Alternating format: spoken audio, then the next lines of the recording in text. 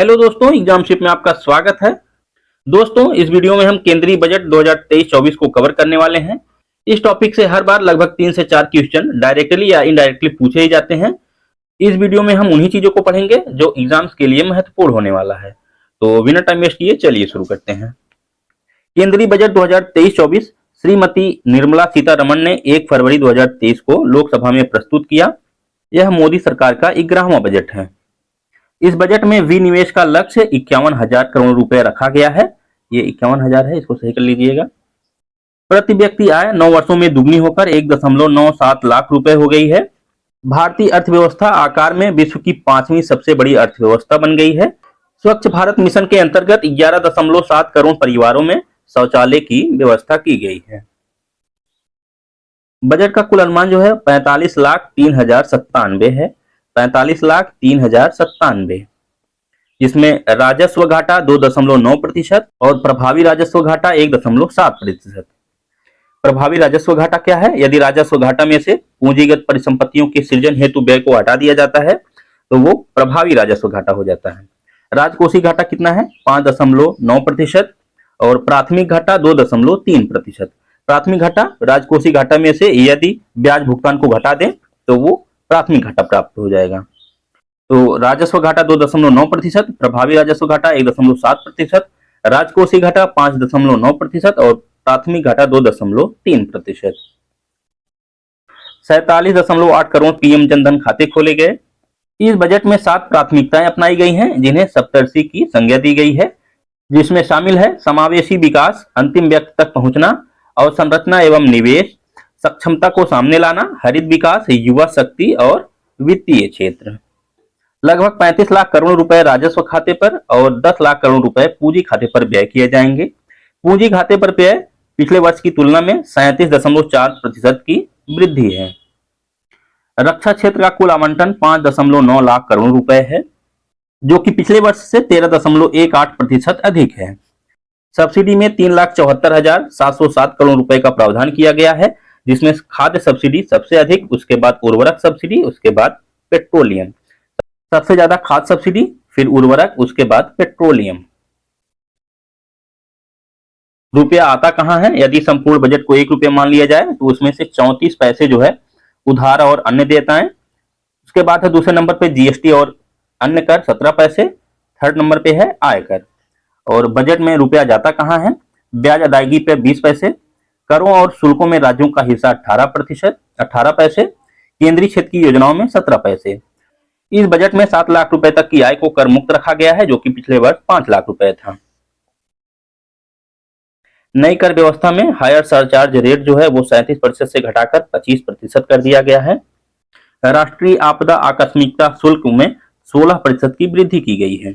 भारतीय रेलवे के लिए बजट में रिकॉर्ड 2.4 लाख करोड़ रुपए का आवंटन किया गया है। 2.4 लाख करोड़ रुपए। कम से कम 500 वंदे भारत एक्सप्रेस ट्रेनों का निर्माण करने, 100% विद्युतीकरण प्राप्त करने और महत्वाकांक्षी स्टेशन पुनर्विकास योजना को लागू करने की योजना बना रहा है। भारतीय रेलवे स्वच्छ ऊर्जा पर ध्यान केंद्रित करने के लिए 35 हाइड्रोजन ईंधन आधारित ट्रेनों के साथ आने के लिए तैयार है। बजट में जो नई योजनाएं घोषित की गई हैं उनको देख लेते हैं। मिष्टी योजना, ये किससे संबंधित है? तो मिष्टी योजना भारत के समुद्र तटीय और साल्ट पैन भूमि पर मैंग्रोव की सुविधा प्रदान करने के लिए शुरू की गई है। पीएम विश्वकर्मा कौशल सम्मान, पहली बार विश्वकर्मा के लिए बजट में सहायता पैकेज की संकल्पना की गई है। कृषि के लिए डिजिटल पब्लिक इंफ्रास्ट्रक्चर, तो डिजिटल पब्लिक इंफ्रास्ट्रक्चर किससे संबंधित है? कृषि के लिए। अगला है एग्रीकल्चर एक्सीलरेटर फंड, यानी कृषि वर्धक निधि। युवा उद्यमी ग्रामीण क्षेत्रों में एग्री स्टार्टअप्स खोल सकें, इसके लिए उन्हें प्रोत्साहित करने हेतु कृषि वर्धक निधि स्थापित करने का बजट में प्रस्ताव है। आत्मनिर्भर बागवानी स्वच्छ पौध कार्यक्रम के लिए 2200 करोड़ रुपए खर्च किए जाएंगे। मिलेट के लिए वैश्विक केंद्र श्री अन्न, ये मोस्ट इंपॉर्टेंट है। मिलेट के लिए वैश्विक केंद्र श्री अन्न। भारतीय बाजरा अनुसंधान संस्थान हैदराबाद को उत्कृष्टता केंद्र के रूप में बढ़ावा दिया जाएगा। अगला है सिकल सेल एनीमिया उन्मूलन मिशन। वर्ष 2047 तक सिकल सेल एनीमिया का उन्मूलन करने के लिए एक मिशन की शुरुआत की जाएगी। ये भी मोस्ट इंपॉर्टेंट है। बच्चों और किशोरों के लिए राष्ट्रीय डिजिटल पुस्तकालय। आकांक्षी जिले और ब्लॉक कार्यक्रम। आकांक्षी जिलों की तर्ज पर आकांक्षी ब्लॉक कार्यक्रम की शुरुआत की गई है, जिसमें 500 ब्लॉकों को कवर करते हुए आकांक्षी ब्लॉक कार्यक्रम शुरू किया गया है।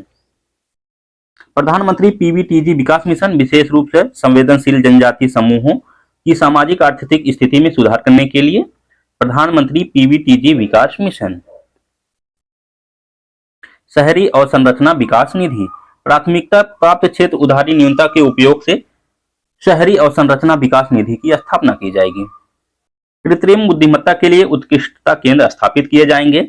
पीएम प्रणाम यानी पृथ्वी के पुनरुत्थान, इसके प्रति जागरूकता, पोषण और सुधार के लिए प्रधानमंत्री कार्यक्रम। पीएम प्रणाम ये किससे संबंधित है? वैकल्पिक उर्वरकों के प्रयोग को बढ़ावा देने के लिए पीएम प्रणाम योजना की शुरुआत की गई है। अगला है अमृत धरोहर। अमृत धरोहर क्या है? इस स्कीम को आर्द्र भूमि के इष्टतम उपयोग को बढ़ावा देने, जैव विविधता, कार्बन स्टॉक, पर्यावरणीय पर्यटन के अवसरों तथा स्थानीय समुदायों के आय सृजन के लिए अगले 3 वर्षों के लिए कार्यान्वित की जाएगी। तो अमृत धरोहर अगले 3 वर्षों के लिए। प्रधानमंत्री कौशल विकास योजना 4.0 यह भी अगले 3 वर्षों के लिए शुरू किया गया है। इसके अंतर्गत 30 स्किल इंडिया इंटरनेशनल सेंटर स्थापित किए जाएंगे। अगला है पर्यटन, देखो अपना देश। पर्यटन को बढ़ावा देने के लिए कम से कम 50 गंतव्यों का चयन किया जाएगा। दोस्तों इस वीडियो में इतना ही। अगर आपको वीडियो पसंद आया तो प्लीज इसको लाइक करें और चैनल को सब्सक्राइब करें। धन्यवाद।